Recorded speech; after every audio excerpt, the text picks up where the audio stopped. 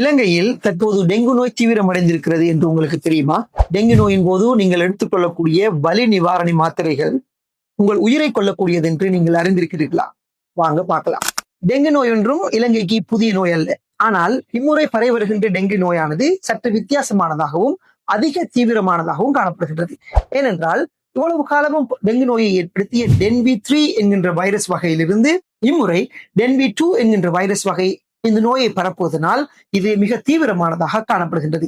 எந்த அளவுக்கு என்று சொன்னால், கடந்த 2005ஆம் ஆண்டு இலங்கையில் மொத்தமாக 51,000 டெங்கு நோயாளர்கள் அடையாளப்படுத்தப்பட்டிருந்தனர். இதில் 25 பேர் மரணித்திருந்தார்கள். ஆனால் இவ்வருடம் முதல் 6 மாதங்களில் மட்டும் 63,000 டெங்கு நோயாளர்கள் அடையாளப்படுத்தப்பட்டுள்ளதோடு இதில் 42 பேர் மரணித்திருக்கிறார்கள் என்பது இதன் தீவிரத்தன்மையை எங்களுக்கு காட்டுகிறது.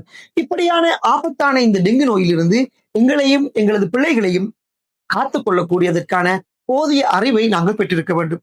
மிக குறிப்பாக காய்ச்சல் ஏற்பட்டால் போதுமான அளவு ஓய்வு, நீர் ஆகாரங்களை எடுத்துக்கொள்ள வேண்டும். 24 மணித்தியாலங்களை தாண்டி காய்ச்சல் இருந்தால் உடனடியாக ஃபுல் பிளட் கவுண்ட் என்கின்ற இரத்த பரிசோதனையை மேற்கொண்டு அதற்கான வைத்திய ஆலோசனையை நீங்கள் பெற்றுக்கொள்ள வேண்டும்.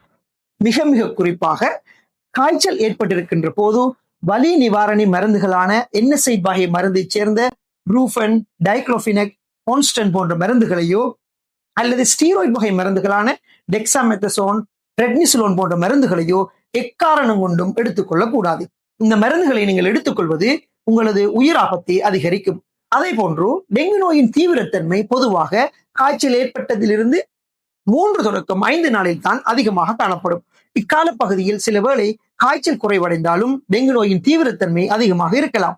இதன் போது உங்களுக்கு வாந்தி, குமட்டல், வயிற்று வலி, பசி இல்லாத தன்மை, சிறுநீர் கழிப்பதில் குறைவு, தலை சுற்று அல்லது இரத்த கசிவு போன்ற நோய் அறிகுறிகள் ஏற்பட்டால் இது டெங்கு நோயின் தீவிரத்தன்மையாக இருக்கலாம்.